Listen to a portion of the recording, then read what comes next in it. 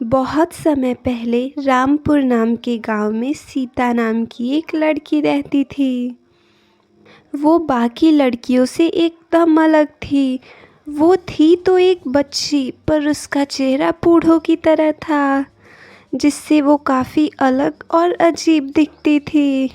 और तो और उसके जन्म लेते ही उसकी माँ मर गई और कुछ सालों बाद उसके पिता का भी देहांत हो गया, जिसकी वजह से गांव वाले उसे मनहूस मानने लगे। चाची, ओ चाची, कुछ खाने को दे दो, बहुत भूख लगी है। तू फिर आ गई मनहूस कहीं की। तुझे कितनी बार मना किया है मेरे घर मत आया कर। अरे अपने माँ बाप को तो खा गई, अब क्या हमें भी खाना चाहती है? चाची ऐसा क्यों बोल रही हो?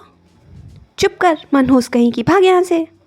गांव वाले सीता को बिल्कुल पसंद नहीं करते। गांव में ना ही उससे कोई बात करता और ना ही उसकी कोई शक्ल देखना पसंद करता। एक दिन एक नई लड़की शहर से गांव घूमने आई, तभी उसकी नज़र सीता पर पड़ी।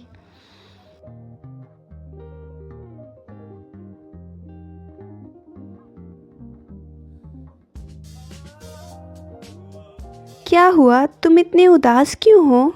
आप मुझसे बात मत कीजिए, गांव वाले कहते हैं मैं मनहूस हूँ। क्या दुनिया कहाँ से कहाँ पहुँच गई और ये गांव वाले अभी भी इन सब में लगे हुए हैं। अच्छा वो सब छोड़ो और ये बताओ, तुम यहाँ अकेली क्यों बैठी हो? रात होने वाली है, जाओ अपने घर जाओ। और तुम्हारे मम्मी पापा कहाँ हैं? वो तो मेरे पैदा होते ही मर गए। कोई बात नहीं, तुम मेरे साथ चलो। फिर वो लड़की सीता को अपने साथ उसके घर ले आई। वैसे एक बात पूछूं? हाँ दीदी पूछिए ना। तुम्हारी उम्र कितनी है? 8 साल। सिर्फ 8 साल, पर तुम्हारे चेहरे से। हाँ दीदी, पता नहीं क्यों जब मैं पैदा हुई थी तब से मेरा चेहरा ऐसा ही है। अच्छा वो सब छोड़ो, मैं तुम्हारे लिए कुछ खाने के लिए ले आती हूँ। नहीं, मुझे कुछ नहीं खाना और मुझे आपको कुछ बताना है। सच तो ये है कि मैं कोई इंसान नहीं हूँ, मैं एक परी हूँ। मेरा नाम नटखट परी है। क्या? ये तुम क्या कह रही हो? मैं ठीक कह रही हूँ। एक बार मैं पृथ्वी घूमने की इच्छा से यहाँ आई थी। मैं पृथ्वी घूम ही रही थी, तभी मुझे एक संत दिखे जो ध्यान में थे। मैंने अपनी शरारतों से उनकी तपस्या भंग कर दी, जिससे क्रोध में आके उन्होंने मुझे श्राप दे दिया। दुष्ट लड़की, तूने मेरी सालों की तपस्या भंग कर दी।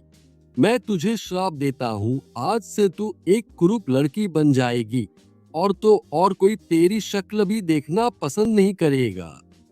हे महात्मा, मुझे क्षमा कर दीजिए। मैंने जाने अनजाने में आपकी तपस्या भंग कर दी। मुझे ऐसा नहीं करना चाहिए था, मुझे क्षमा कर दीजिए। मैं अपना श्राप तो वापस नहीं ले सकता, पर मैं तुम्हें इसका उपाय बताता हूँ। तुम यहाँ पृथ्वी लोक पर रहो और एक अच्छे इंसान की तलाश करो जो तुम्हारे लिए अपने प्राणों की आहुति दे सके, तभी तुम अपने असली रूप में वापस आ सकोगी, वरना तुम युगों युगों तक ऐसे ही रह जाओगे।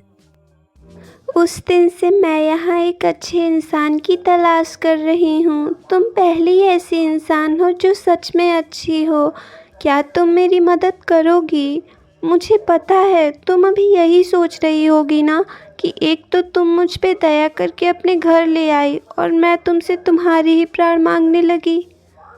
ऐसी कोई बात नहीं है। अगर मेरी वजह से किसी का भला हो तो मैं अपने प्राणों की आहुति ज़रूर दूंगी। बताओ क्या करना है? ठीक है, फिर ये सेब खा लो। ये जहरीला सेब है जिसे मुझे उन संत ने दिया था कि अगर मुझे ऐसा कोई इंसान मिले जो मेरे लिए अपने प्राणों का बलिदान दे सके तो उसे ये फल खिला देना। उस लड़की ने जैसे ही वो फल खाया वो ज़मीन पर गिरकर मर गई। वहीं दूसरी तरफ सीता अपने वास्तविक रूप में प्रकट हो गई। पर जिस लड़की ने नटखट परी के लिए अपने प्राणों के बलिदान दिए थे, वो एक पुण्यात्मा के रूप में प्रकट हुई। वो मुझे तुम्हें कुछ बताना है। मैंने जो कुछ भी कहा दरअसल वो सब झूठ था। मैं किसी संत के श्राप के कारण नहीं बल्कि एक खास काम से यहाँ धरती पे आई थी। दरअसल परीलोक में हर 100 वर्षों के बाद नई रानी का चुनाव होता है और इस बार परी माँ ने ये जिम्मेदारी मुझे दी थी कि किसी सच्चे और अच्छे इंसान को लेकर आना है, और जिसने किसी अनजान के लिए अपने प्राणों का बलिदान दे दिया उससे अच्छा इंसान और कौन हो सकता है। फिर राधिका को नई रानी के रूप में नियुक्त किया गया।